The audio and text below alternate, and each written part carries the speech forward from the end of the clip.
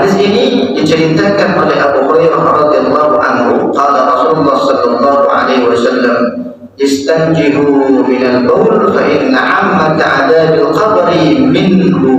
Ini sudah bercerita tentang azab ini, bercerita tentang siksaan di alam kubur ataupun di akhirat. Maka apa kata Abu Hurairah radhiyallahu anhu? Rasulullah sallallahu alaihi wasallam bersabda di dalam hadis ini, istanzahu minal baul, beristinjahlah daripada kencingmu, daripada kotoranmu, kata Rasulullah. Fa inna ammata adabil qabri minhu, sesungguhnya kebanyakan umat manusia diberikan siksaan di alam kubur dikarenakan masalah kencingnya. Perhatikan, jangan disepelekan masalah buang air kecil itu. Kalau kita lihat riwayat yang lain yang diceritakan oleh Hakim, aksar adabil qabri minal baul, kebanyakan orang yang mendapatkan azab di alam kubur itu karena tidak memperhatikan kencingnya.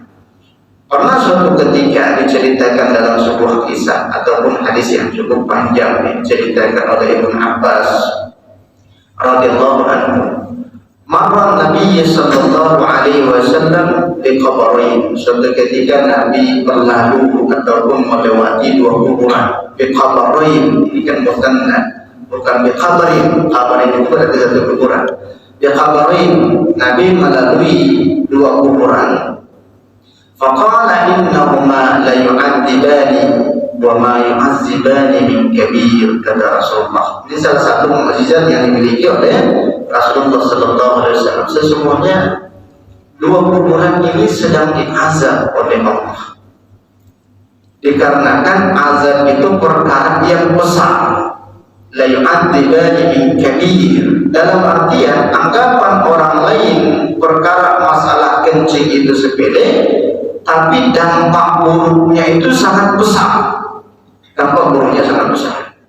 Ini selalu kita sampaikan yang khusus profesinya traveling, khusus profesinya membawa traktor, dia supir bus kah, supir lori kah, dan lain sebagainya. Terkadang main tembak-tembak saja, berhenti tengah jalan, tembak sana, ditembak dalam artian dia kencing saja sembarangan di situ. Udah itu lanjut lagi perjalanan, tidak dicebok, tidak dibersihkan, ya sembarangan seperti itu. Ketika nanti sholat langsung dia wudhu tanpa istinja. Ini yang dimaksudkan oleh Rasulullah SAW. Walaupun dia perkara masalah kencing, dampak buruknya terhadap ibadah-ibadah yang lain menyebabkan ketidaksahan daripada ibadah itu. Ya bagaimana mungkin saat sholatnya dia hanya berwudhu, istinja tidak, padahal dia sudah buang najis ya di tengah jalan dan lain sebagainya. Yakin najis itu sudah bersih dengan sendirinya. Terkadang kan kita sudah tutup, bisa jadi karena tidak diistinjakan menggunakan air, ya bisa jadi netes di celana kita. Itu yang kita pakai untuk sholat, Pak.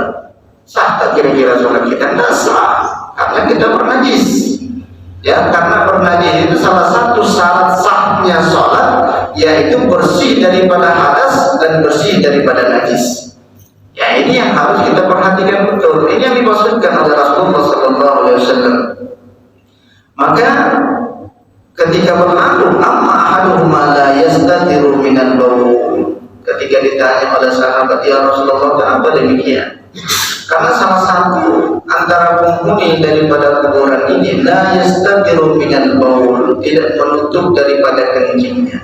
Yastatir, menggunakan yastatir di situ. Kalau kita lihat qaul penafsiran ulama yang lain, yastatir itu maknanya la yastanjihu minal baul, tidak mengistinjakan, tidak mencebok lah kalau bahasa kita. Tidak cebok ketika dia sudah selesai buang air kecil. Ini mendapatkan azab yang luar biasa di alam kubur, kata Rasulullah. Maka ada upaya yang dilakukan oleh Rasulullah sallallahu alaihi wasallam. Fa'aqada jaridatul rutabah fasaqqaha nisfain. Tapi tidak terfokus ke pembahasan itu. Nabi mengambil satu pelepah kurma yang masih basah, diambil fasaqqaha nisfain, dipotong oleh Nabi lagi 2 potong, kemudian ditancapkan ke satu kuburan, ditancapkan lagi di kuburan yang kedua. Maka ditanya lagi oleh sahabat, ya Rasulullah, apakah makna, apakah hikmah dibalik daripada pelepah kurma yang masih basah ini engkau tancapkan di atas daripada kuburannya? Maka apa kata Rasulullah sallallahu alaihi wasallam?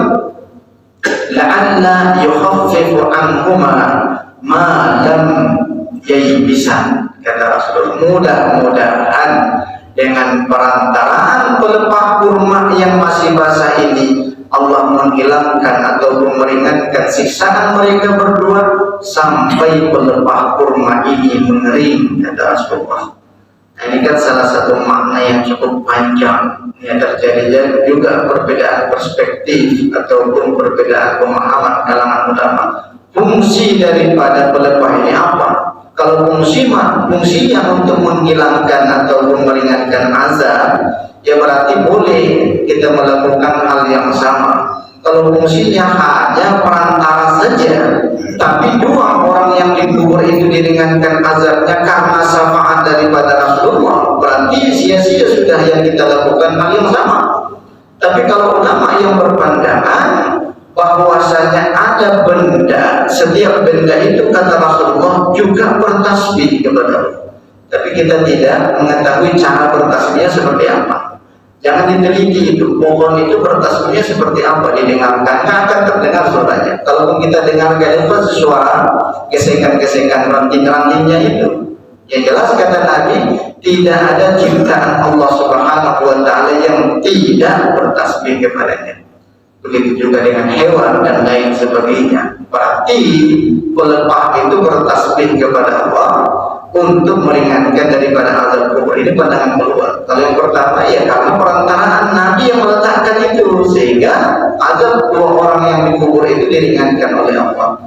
Ulama yang kedua berpaham memang itu dikarenakan Nabi yang menancapkan, tapi kita mengikuti apa yang dilakukan oleh Rasulullah, sesuatu yang disunahkan, namanya ittiba'i ma fa'ala Rasulullah, mengikuti apa yang dilakukan oleh Nabi. Dan disitulah dasarnya kalau kita lihat ulama-ulama sekarang, khususnya di Indonesia, menganjurkan menanam sesuatu di atas daripada kuburan itu, karena ini mendapatkan dampak. Kalau tidak ada dampaknya terhadap si mayit, minimal kita mengikuti apa yang dilakukan oleh Rasulullah SAW. Ini terjadi khilafiyah, 2 pemahaman terhadap pemahaman daripada hadis yang tadi. Nabi masyaqaha nisfain, memotong 2 potongan terhadap pelepah kurma yang masih basah tadi.